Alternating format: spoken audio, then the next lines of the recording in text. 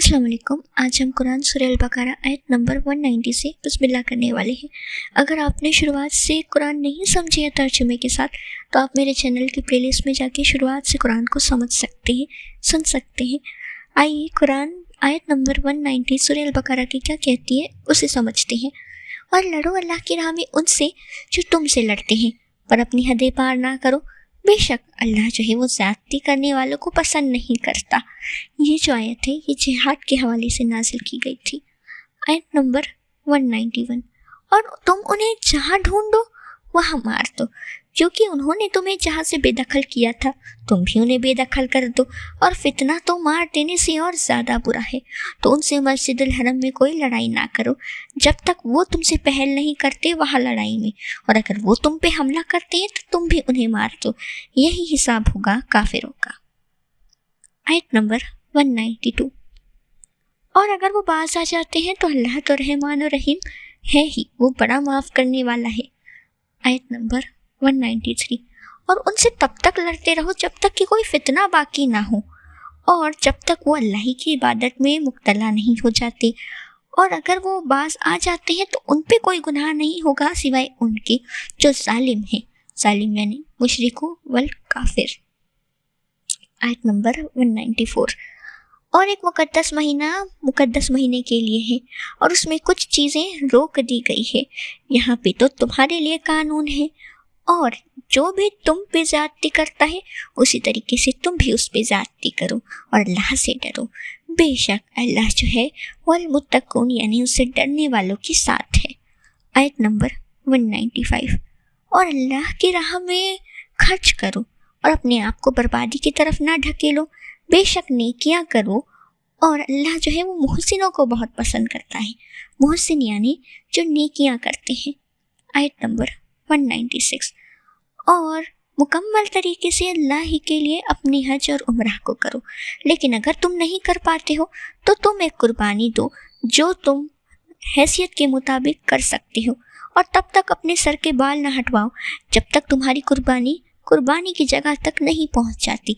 और अगर तुम में से कोई बीमार है या उसके ऐसा कोई मर्ज है जो सर में मौजूद है, तो वो इसका फिदिया चुकाए यानी इसकी जो है भरपाई करे। या तो वो 3 दिन के लिए रोज़ा रखे या फिर वो सदका करे। सदका कैसा? 6 गरीबों को खाना खिलाए और कुर्बानी दे। और अगर वो कर सकता है, हिफाजत में है, तो फिर वो हज करे। लेकिन हज से पहले जो है उसके लिए ये है कि वो एक जानवर की कुर्बानी करे जो वो खरीद सकता है। और अगर वो नहीं खरीद सकता तो फिर वो 3 दिन का रोज़ा रखे हज के दौरान, और 7 दिन का अपनी घर वापसी के बाद, यानी मुकम्मल 10 दिनों का। ये उनके लिए है जिनका परिवार जो है अल मस्जिदुल हरम के करीब नहीं है, यानी वो मक्का के लोग नहीं हैं।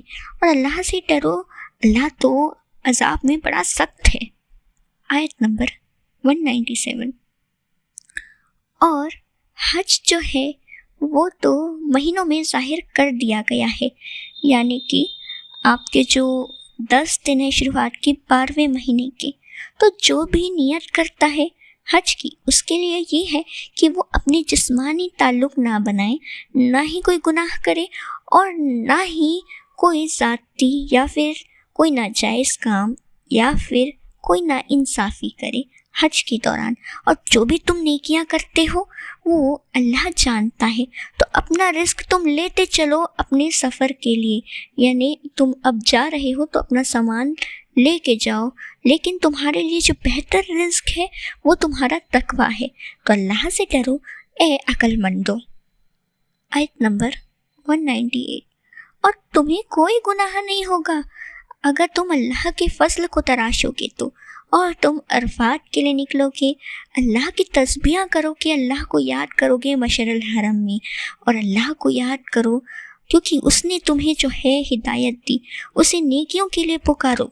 बेशक तुम पहले गुमराहों में से एक थे। आयत नंबर 199। और जब तुम वहाँ से जुदा होने लगो तो अल्लाह से मगफिरत की इंतजा करो, क्योंकि अल्लाह जो है वो बहुत माफ़ करने वाला, बहुत रहम करने वाला है। आयत नंबर 200। اور جب تمہارا احرام طواف ہو جائے، الصفا سے آ جاؤ اور عرفات میں ہو اور تمہاری مکمل چیزیں ہو جائیں تو اللہ کو یاد کرو اسی طریقے سے جیسے تمہارے باپ دادا یاد کیا کرتے تھے، لیکن اس سے کہیں زیادہ ذکر کے ساتھ۔ اور تمہارے درمیان انسان ذات میں کوئی ایسے بھی ہیں جو کہتے ہیں اے رب ہمیں اس دنیا کے فضلوں میں سے اپنا فضل دی، یعنی ہمیں اس دنیا میں فضل دی، پر ان کا تو آخرت میں کوئی بھی حصہ نہیں ہونے والا ہے۔ آیت نمبر 200 تک کمپلیٹ آپ کو سمجھا دی گئی ہے۔ اگر آپ کو کوئی ڈاؤٹ آتا ہے یا کوئی آیت سمجھ نہیں آتی یا آپ کو کہیں ایسا شک ہوتا ہے کہ یہ غلط ہے تو آپ بے شک مجھے کمنٹ میں کلیئر کر کے بتا سکتے ہیں۔ جزاک اللہ، السلام علیکم۔